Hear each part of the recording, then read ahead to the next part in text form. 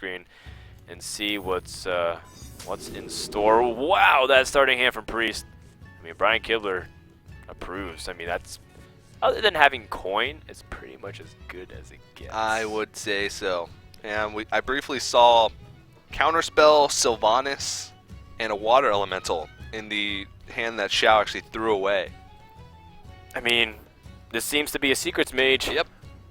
And I don't know if it's a wild prediction or not, but I see the Kyrantor Mage. I see the Mirror Entity in hand. Yeah, I don't know, man. I think he's just playing a value-oriented mage that just happens to have secrets. Here's something interesting, too.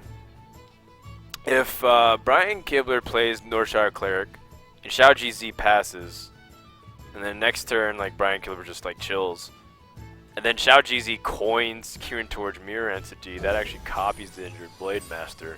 And fun fact, Mirror Entity, because it doesn't activate his Battle Cry, if it copies an Injured Blade Master, it's already at full health. Oh, wow, okay. Did you know that? Yeah. Well, no, I didn't know that, so fun fact. I've never seen that interaction happen, actually, in a game, so... and also, he would... Well, no, so he wouldn't get the extra card draw from healing it, though. Okay. Since it would already be spawned at full health.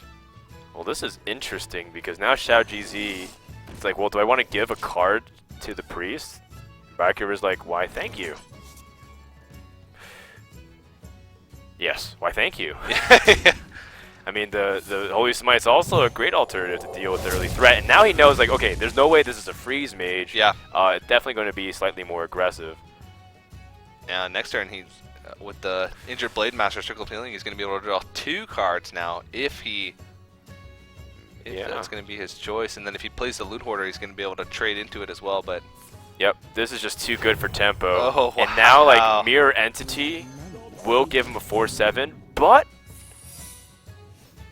how does Brian Kibler respond to this now? Does he try to Circle of Healing first to try to test for a counter spell? Ooh, now that he drew Wild Pyromancer, that's actually an interesting concept too. A lot of things to think about here for Brian Kibler. Because if he just goes ahead and goes to the play that he was going to be making at the beginning of this turn, if the Kyrantor and the Secret hadn't been played, then he's going to be looking at a board that's scarier than his own.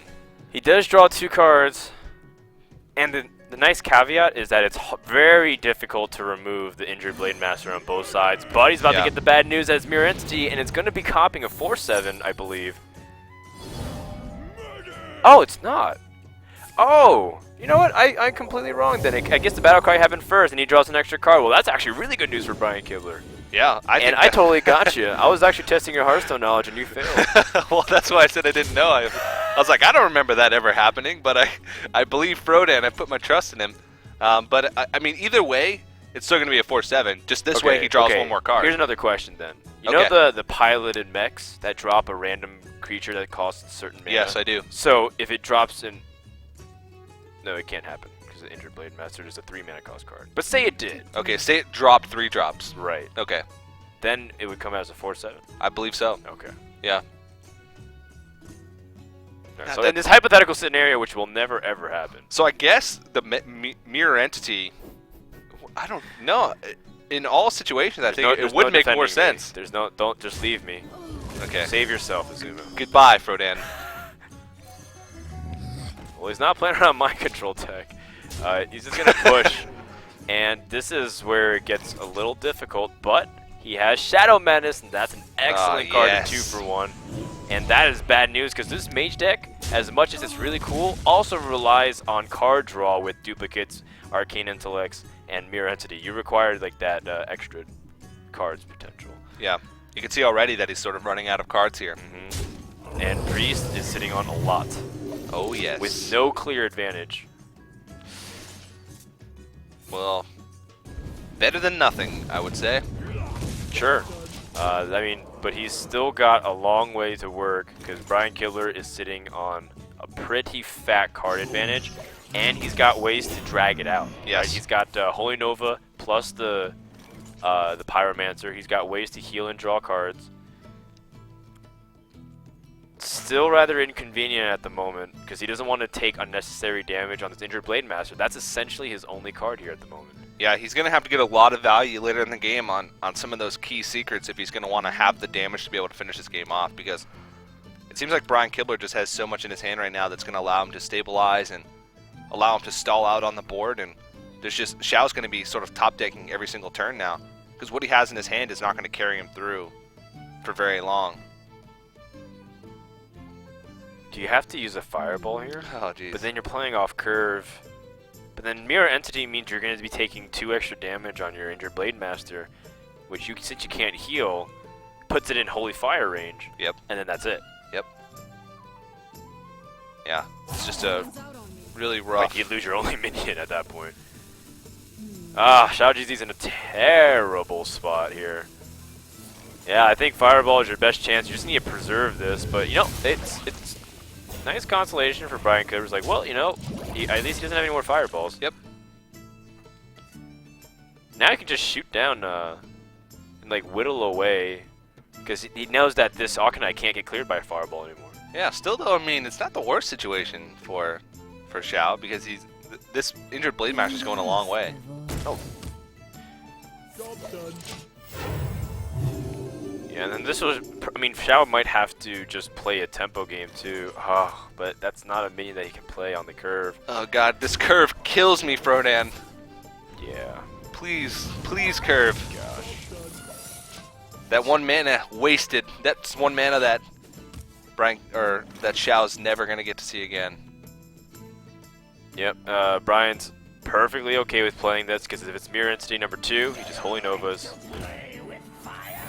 And, yep, that's going to shut down another 2 cards here. Yeah.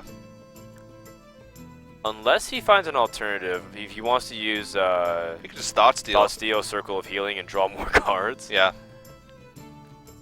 Jeez. You can save that Holy Nova. Wow, okay. Oh, that's a lot of intel, too. Yeah, Undertaker, Mad Scientist, he knows that. Well, I guess he saw the zombie chow earlier as well, so. Yeah, he doesn't need to draw more cards, too.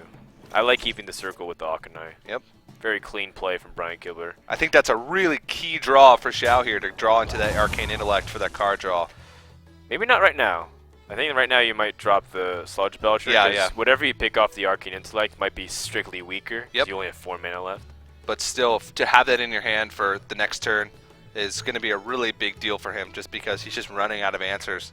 Staring at a priest who has 7 cards in his hand can be a really scary thing. Well, you are the faster deck. That's true. So that's what makes it pretty scary. Funnily enough, Brian Kibler has also taken the combination of cards that allows him to buff the Undertaker to be a reasonable threat. Yeah. But at the same time, Mad Scientist not going to be the best card. It's going to provide additional threat, and of course, like you said, provides a lot of insight into how this deck is built. So even after this game, if he faces this deck later on in the series, once we get to that blind pick phase when these guys can recycle and reuse their decks, sure. That could be a pretty big deal. Yeah, I think he wants to draw first with Power Word Shield. Picks up perhaps another Death Rattle. Wild Pyromancer. Interesting. So going to be pretty good in combination with Holy Nova. That's. I think he's wondering in the back of his mind his opponent might have Flame Strike, and then he's easily giving away his card advantage. Yep. So I think he's going to hold on to this. Not to mention he does have Holy Nova already, so that's also some AoE. And what do you know, Frodan? There's the Flame Strike. Alright. Arcane Intellect is going to pick up 2 cards, which are important because it fishes cards throughout the deck here. Yeah, Mad Scientist is actually going to be a pretty big deal since he doesn't really have much card advantage at this point. Being able to get the extra value from it, the 2 cards, getting the secret at this point is going to be a pretty big deal. So I'm sure he wants to get that out there as quick as possible. We did see a counter spell earlier on. I saw him throw that away. So Heavy Secrets Mage with the Death Rattle. He's got Counterspell Mirror Entity. I'm not sure, did we see the duplicate? I don't know if we've seen duplicate yet, but we have seen 2 mirror entities, like you said. Yeah. There could be a possibility of counterspell. I don't think there's another secret that's in rotation too, but the Chinese have always surprised. Maybe there's a spellbender or something in here too. Spellbender. You never know. Yeah. Spellbender for those the Holy Smite. And then you'd still be left with the 1/1 after the Holy Smite. So it'd be if the Holy Smite targets a spellbender, you're still left with the 1/1. Oh, you're right, you're right. I have never actually heard the attack animation of a spellbender, although I've seen some wonky plays with like in Arena where it's like Blessing of Kings and it turns into like a 5/8 or something like that. 5/7. Yeah, it's a crazy card that you really only see a lot in Arena, and you take Spellbender when there's like no other choice. But it can still be a good card, and it's a secret that nobody really expects, especially when you're going to buff up your own minions. So, this is gonna be a great Holy Nova turn. Yep. Guess he can heal up and draw even more cards since he's starting to get a little bit low.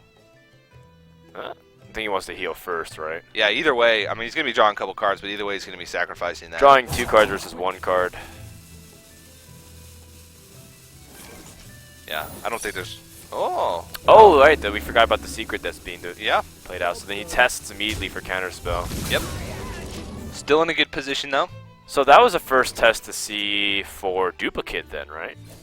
And he saw it wasn't, so he knows it's counterspell. Yep. And starting to run pretty thin on cards, and I mean, you just sort of putting that loot hoarder out in hope that the priest doesn't have Cabal Shadow Priest. Double mind control. Oh man, do you mind control this Undertaker? Yes, you do. That's one way to deal with an Undertaker. I don't think I've ever seen that before, though. Well, he's only got 1 card in his hand. What else is he going to throw out there? Kirin Mage with no secret in his hand. And that... So he didn't have any more secrets. Because his Mad Scientists... Oh, it popped the counterspell. Oh, yeah. The Mad Scientist was a Thought Stall Mad Scientist. It wasn't on Xiao's. Okay. Right. Yeah, this is a pretty... It's just an awkward situation here. I mean, I guess you just throw it on the Lothep, because what else are you going to do this turn? I think you also play Kirin Mage. Yeah. There's no reason to hold on to it. It's also a 4-attack creature, which is harder to deal with. Yeah. And your opponent can't play spells. Yeah, and you know that if you draw next turn, then there's nothing that you're going to have in your hand that you're going to be able to play along with the secret, so you're not really worried about sort of saving the mana. Mage is fighting back as best as he can.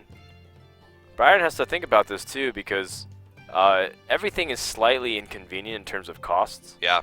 If Akanai gets played, he can't kill off Lotheb. He only can kill off the Kirin Tormage. But that also means if Lotheb trades down, he can't do the 2 extra damage to the Lotheb body. Yeah. So this is definitely an awkward position here.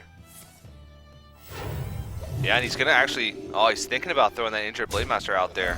Oh, he does. Yeah, and this is where Flame Strike becomes pretty powerful. And that's where Mind Control number 2 becomes really powerful. Oh, It's no. like, what?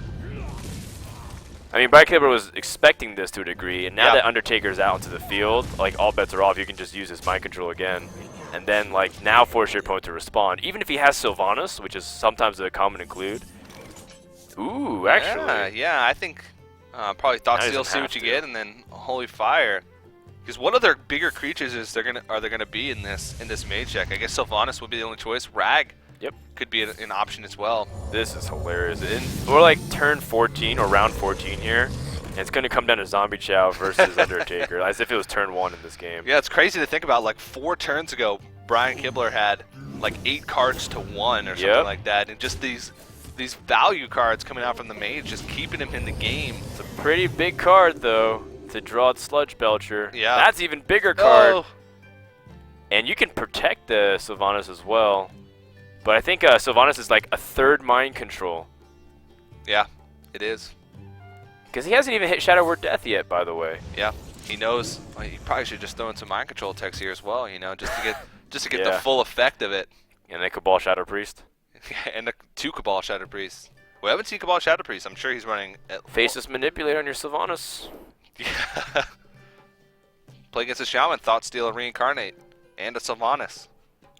So the quality of draws here favors the Priest, right? If you're the Control Priest and whatever we're top decking. Yeah. Especially since... Well, yeah, I'd say so. He's already been through both mind controls, though. I wonder what late game threats Brian Kibler actually runs in this deck. Because it is the control heavy priest, so could be running Rag. Ysera is a possibility as well, while probably not as likely. Oh, and there's one of the deaths, so he is going to be able to deal with something scary that he throws out, or be able to steal a minion with his Sylvanas that he throws out on the board this turn. So this is going to be a big draw for Xiao here. He really needs something that's going to help keep him in the game, and he draws the Sylvanas. Oh no. He's like, well, he doesn't have mind control anymore, right? Yeah, well, it's like, actually he does, dude. Yeah. And you don't have any more fireballs to take his Sylvanas.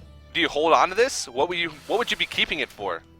If there's another creature on the board so you can protect it? You have second Sylvanas, which has priority in stealing, so if he plays another injured Blade Master, or it actually doesn't have that, but if he has like Dark Cultist, you could take it. Yeah. Or force like a 2-for-1 where he has to trade both minions into Sylvanas. Yeah, and it would mean if he did have the Shadow Word Death, he would have another creature to protect. Ooh. This is not an easy decision at all. He's got to expect that the Shadow Word Death is coming soon. I mean, they've been through so much of their decks at this point, but he goes ahead and holding plays one it. card. Yeah, that's true. He's holding one card, and Brian still has, well, he only had 8 cards left in his deck. Both these guys are down to 8 cards each.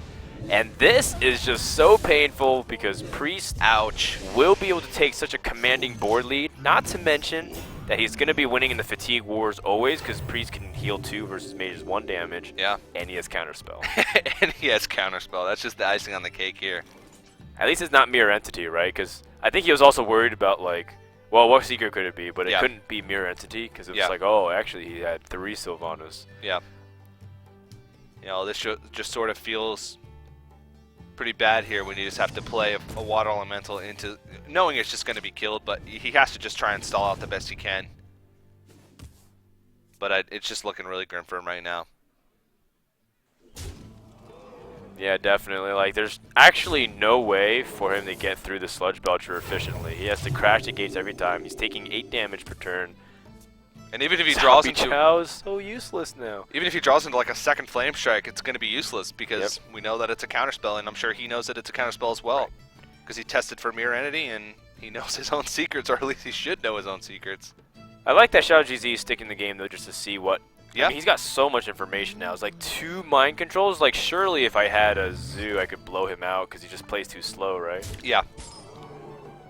He knows that he could definitely capitalize early on, especially if those mind controls came into Brian Kibler's hand earlier. Well, I guess the first one was pretty early, but... Yeah, definitely. No! Okay. Man.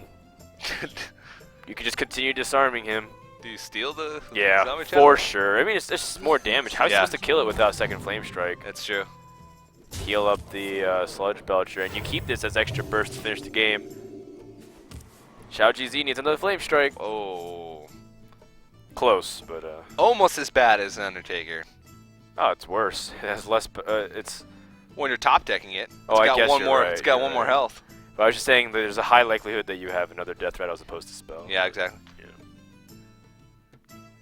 Because Undertaker has greater potential. It scales to like a 4/5 so many times I play against it. Potential intensifies. Hello.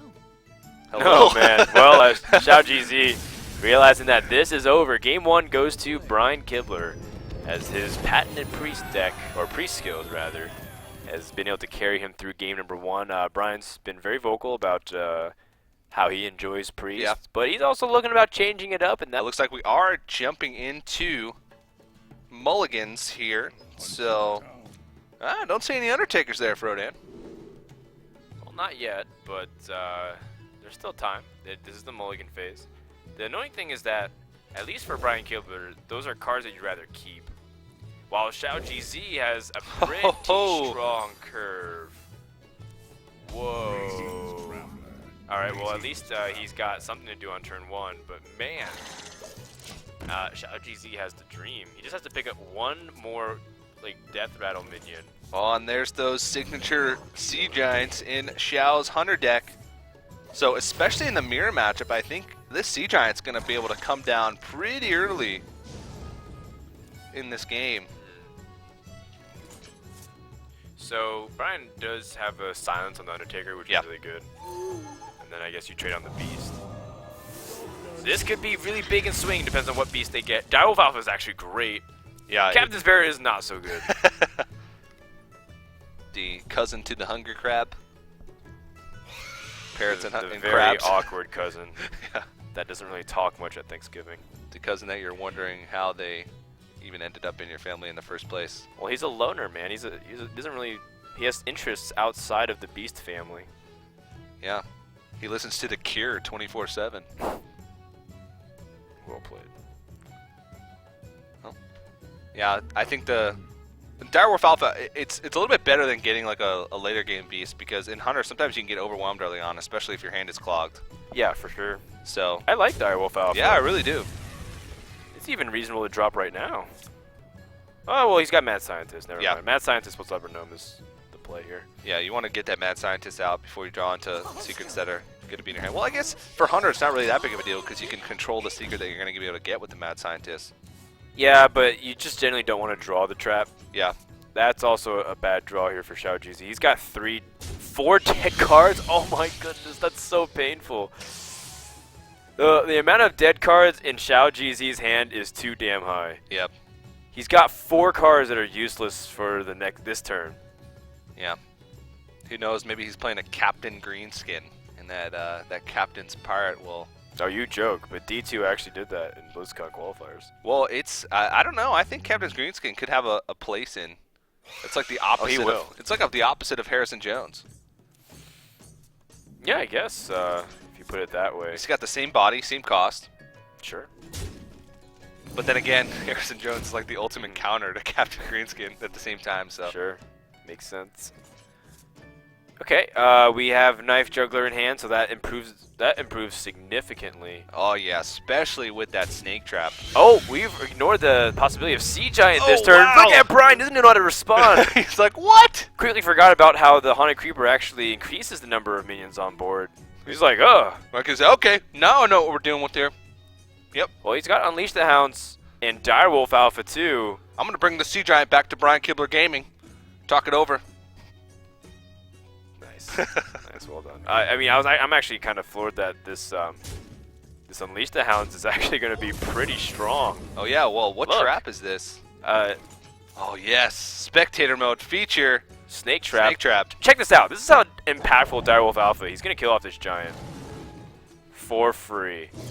Well, not free, but like you essentially get what I mean. Yeah, yeah. The ultimate counter to the turn 5 Sea Giant, turn 4 Oh Sea Giant. man, it doesn't even have a beast anymore to go for kill command on this Yeti, and he takes a significant life lead. He has to trade in order to benefit, in order to impact the board, but there's Snake Trap out, and that means High Main comes down safely. This is a disaster for XiaoGz. Oh no. man. Yeah. And he doesn't have his own Unleash Hounds. Imagine if he had Unleash the Hounds with Knife Juggler. Then it's like he swings it back. Yeah, Snake Trap is okay, but I mean, Unleash the Hounds would have been just perfect in this situation. Fits that curve so nicely. You mentioned that right before we went in the game, that turn 5 Knife Juggler and Unleash the Hounds is just so big in that mirror matchup. And again, this is just where it gets to that point where your hand is a little bit clogged, and yeah, this is just. Yep. Brian can just race. He drops the High Main. He's ahead on board. This is where going first actually really does matter for mana-wise, too, because you played the threat first. Yeah. And he is looking at lethal next turn if his opponent didn't do anything. Yeah, a lot of the time when you are going second, when you are on that coin, you're the one that's playing reactive. And that can be a big deal sometimes, unless you can gain a significant advantage early on by being able to have like a bigger Undertaker or being able to have access to more mulligans. Oh. Brian's laughing because he's realized he definitely won on that totem pole of getting the better beast. You know, the juggles on the High Main might be okay because he takes off some of the power on the board. Although this is still Snake Trap, right? Yep. Okay. Starting to get a little awkward here. He's going to kill off one of these 1/1s instead. Pick up some value. Alright. Oh, boy. Oh boy. That's 10 damage. Right, oh, 11 on board. Yeah.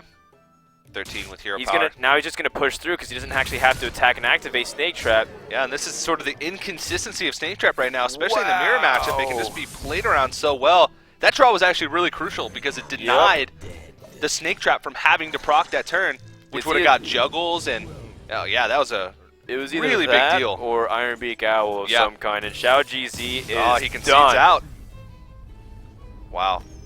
So that's game 2, and Brian Kibler jumps out to a very early lead. He's won the Hunter Mirror. 2 games? Please, Brian, just one time. Nope. I Nope. see Savage Roar. Yeah.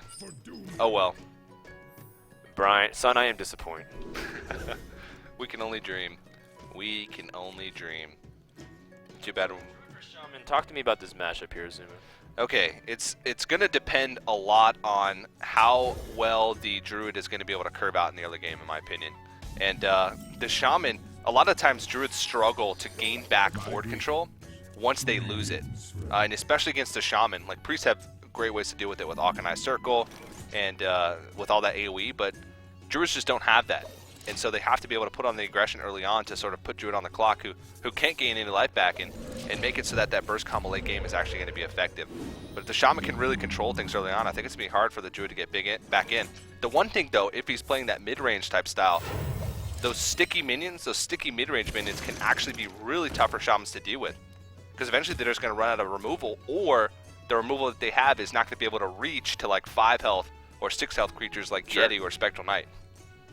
This is a really poor start for Shaman, though. They wanted an early 2 mana cost minion to play. Yeah. They wanted to protect their board. Now he has to use Rockbite to kill half of a card, and he's still going to lose his board. Yeah. This is not a good start at all for XiaoGz. He's got a lot of reactive cards here. He's got a lot of ways to deal with things that the Druid is going to be able to put out. The Black Knight in particular here, but I mean, you can play around Black Knight pretty easily as well. Actually, he's got Defender of Argus. Yeah, I mean, I'm looking at Black Knight being a big swing card in this matchup because Brian Kibler's not anticipating it. Yeah, Black Knight is not a card that's commonly seen in a lot of Shaman decks. Gosh, this is how much he has to value his board. Ouch. Brian's like, all right. Well, oh, thank you very much, good sir. Cool stuff, cool stuff. On the same side, Brian's not exactly like the happiest dropping keeper here, but he's getting board control. Yep.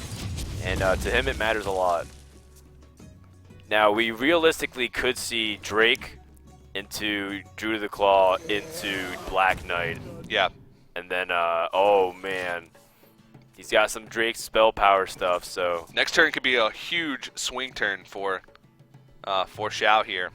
Almost certainly will be unless he chooses to swipe.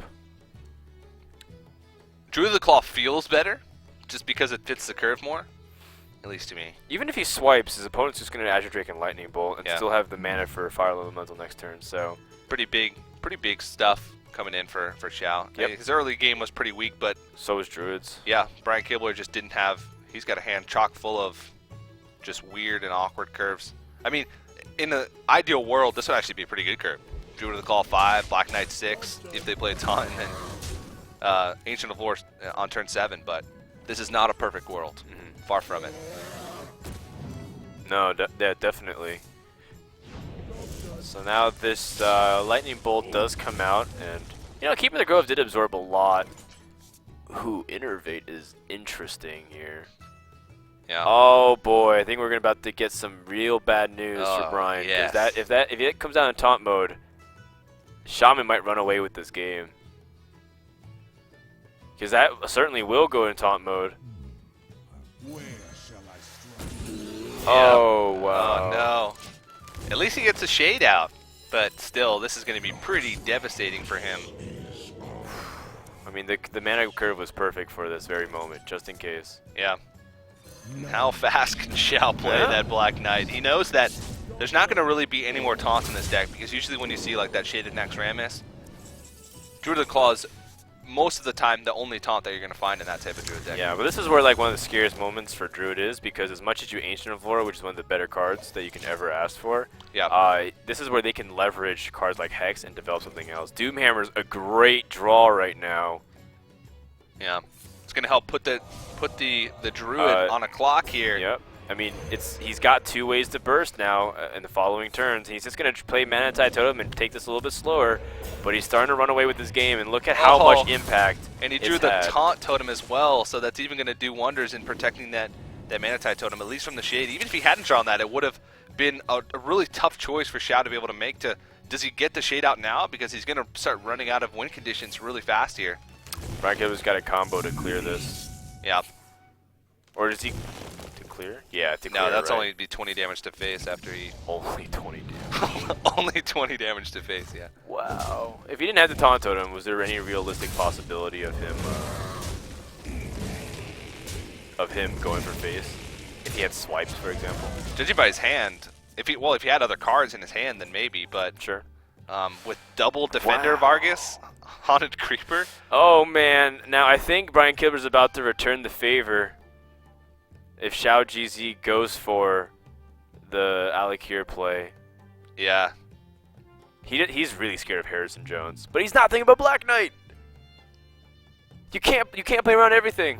Yeah, he has to be thinking about Black Knight, though. Well, there's... Oh, I mean, it's pick your poison right here. Do we play Doomhammer and risk the Harrison Jones, or play Alakir here's a and bigger risk the Black question. Knight? What's more likely to happen now that Hunter and this is like a lower ladder style tournament? Yeah. A lot of people are running more Harrison Jones than Black Knight because it has higher impact against Hunters and Warriors if you're running this format. And now Brian's like, yes! There's justice after all. Yeah. Not quite as big of a swing as he had against him. No, he lost half his health in the process. Yeah, but still, it's going to allow him to set up a board. He really needs a board to be able to set up those Echoing Oozes, but Defender of Argus and Echoing Ooze is actually a pretty good combination, because you can still get that second Taunted Ooze and taunt up something else as well. You realize those are going to be 3-4 Oozes, because you can double taunt them into 3-4s. My goodness. Defender of Argus, then Defender of Argus, your Defender of Argus. He's already used both of his Azure Drakes, so the highest he can get is to get a Spell Power Totem and roll high on everything. So very true. That would be really tough to deal with. Definitely. That's a powerful turn, actually, now that I think about it. And these turns are actually... Oh, he's got double Defender of Argus as well. Right, he's playing it a little bit slower, realizing he wants to build up his own board, and now we have a good old Defender of Argus battle. I mean, I feel like this is similar to or reminiscent of earlier times in Hearthstone, because back in the day, this was all what it was about. Defender of Argus value when it was a 3-3. A 3-3, that was ridiculous. It was almost an automatic choice in most decks. Yeah, I guess you're not afraid of Black Knight anymore because you can taunt up this Spectral Knight. Both these guys are just having really strong Pretty turns here. Draws. Yeah, and this could be the beginning of a turnaround for Brian Kibler here, because these are some really powerful turns that he's going to coming up. I mean, you don't have to double Defender here. I mean, hey man, you can keep one combination as like a build your own Feral Spirits in a way. It fits the curve better. You know how I like my curve, Frodan. Yes, I do. Yes, I do. Alright, well... kill off Zombie Chow, kill off the Taunt Totem as well. And the Spectral Knight seems to be a very reasonable play, just because it won't die easily. Even if he Lightning Storms, he still has to roll high on everything, and then... Well... Okay, here we go. A couple of conditions have to happen here. He has to get Spell Power Totem first. Yeah. Spell Power Totem would make his life that much more easy. Like it's just because now he has to roll... he doesn't have to roll low on everything. No. Okay. But, you know, Brian knows what time it is. Yep. Time to get your raincoat. Alright, a mixture. But that's enough to clear the board. Brian Kibler really likes the affirmative head nod. I think he rolled high on enough, though. Like, the fact that he rolled high on the Spectral Knight is a pretty big deal. Also, the fact that Defender of Argus went down, too. Every time Brian Kibler sees a play, it's like he knows that it was already going to happen. That's his reaction. I think it's more of like a, okay, you know, I know I can come back from this. You know, it's not so bad. All right. Well, it's time to just go all in here. Both players are just committing as much as he can. He plays his own Feral Spirits. Show me the oozes. Lightning Storm number 2? Oh, that would have been crazy. Back-to-back Lightning Storms would have been back-breaking. Zombie Chow is a little bit of a liability here. Because you're running out of cards. You've already been through both your Azure Drakes, so that's your card draw. Maybe, because it is another body though that you fill out your curve. Because I feel like Doomhammer. Well, I guess maybe Defender's here better too. If you Defender, then you can start pushing through a little bit more effectively. Yeah. Well, how is he going to be able to finish out this game though? He's already been through both Rock Biters. Yeah, it's not going to be burst. It's solely going to be through board control at this point. Alright, so maybe the Zombie Chow is probably the better choice here. He still has Fire Elementals that he hasn't drawn. Yeah. He's used both Azure Drakes, Alec here, and this is Doomhammer, none of his Rock Biters. So he's got Fire Elementals and he's got Lightning Bolts. Those are his main ways to grab back the board. Only one Lightning Bolt. He used one earlier in the game, so right. He's got a Hex left as well. Right. But yeah, I like Doomhammer here because you can use your life as a resource. He's already used a combo. He's at no cards. You really need to start working here. Plus, the longer you wait on Doomhammer, the more likelihood he might even have Harrison Jones. Like, this is the best time to use it. Yeah. That's not a bad draw, honestly. Yeah, I would say that's actually pretty good. Until he gets Lightning Storm. Well, he already knows he's been through one, but Lightning Storm is like the bane of Shade of Naxxramas. Right. I'm always really greedy with my Shades. I don't treat them like they're a 3-drop. I always want them to be more than just a 3-drop. I mean, they're great in Lotheb. You can save them for your Lothebs, and in combination, that's a really powerful thing. Yeah, definitely. Not in the late stage of the game, though. I always have way too high expectations for like Shades. Lightning Storm would be crazy here. XiaoGz. No! I still say you use it. Yeah, you can't really afford to hold on to that because there's no guarantee that he's going to even draw into something that's going to be a better target. But you know what? He doesn't have the mana to do it. I think this is Oh, better he's now. overloaded from the Doomhammer from last turn. If he could use all his mana to do it, I think he would. Yeah.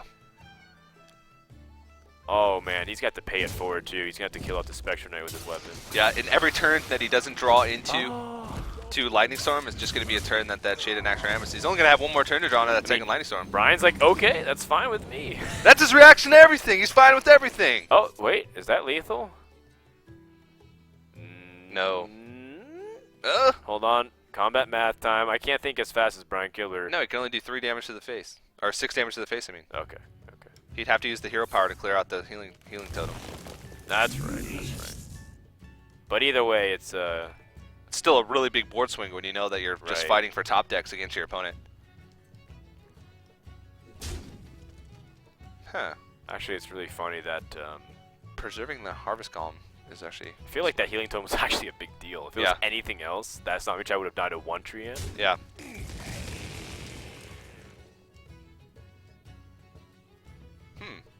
Yeah, I'm just calculating here. You hold on to the Shade, by the way, right? Do you? Probably. I mean, because he still has a Savage Roar left in his deck. Now it's like out of Lightning Storm range. It's because, well, no, it still is in Lightning Storm range. Guess he doesn't. Wow. He's gonna make it so that way if he wants to pay life. Oh, oh gosh, that is so titillating. Good lord. Rolling high here actually would be pretty good because he either has to preserve the 3 damage or preserve his Defender of Arcus, and he got it! Yep. Wow! That's a pretty big deal. Yes! And he's got the Taunt Totem as well, so he's actually going to preserve 1 health each of these turns from the hero power. I mean, he's still very weak on board. That's a great draw at the moment, but I mean, it's going to bait out the Hex. Yeah. What's important here is Brian Kibler also gets past his Taunt Totem. Yeah. Because then he can easily use like Druid the Claw to start putting on pressure again. Yeah. XiaoGz does have Hex, but Hex will cost his entire turn here. Can we look to see how many cards they have left in their decks here? Oh, yes. Spectator mode. 9 cards and 10 cards. So still plenty of time. And Ancient of Lore is just like another big draw. Druid of the Claw is massive. Oh, he's going to put him on 1 health. So he's going to need like a Taunt Totem this turn. You charge this? Oh, yeah. Definitely charge it. Keeper the Grove and swipe. Now become lethal. Yeah. Spell power. Spell bar. What is it going to be? Taunt. That's okay. It's okay, but you give up your Argus. Well, actually, no. He needed a taunt because either way, the hero power would have killed him next turn. So that's best case scenario. He didn't want spell power. You are correct. Oh, well, he stays alive another turn, but there's so many win conditions. A Haunted Creeper not going to do it. Well, if his opponent doesn't roll a healing totem, this taunt totem will fall next turn, and then he has to hope to roll it again. Oh, wow. Still comes down to a few choices in coin flips. 2 back-to-back Haunted Creeper draws. Oh, he needs... No, he didn't get the healing totem. He still has one more turn, though. I don't think he does. Oh, you're right, because He he can't still kill has off the those hero Spectre power. Spires, yeah. Uh-oh. So that's going to mean Brian Kibler 3 zeros. Wow. And he goes ahead and realizes that there's no way for him to win this game. And takes that 1 damage to the face. The killing blow from the Haunted Creeper hurts, but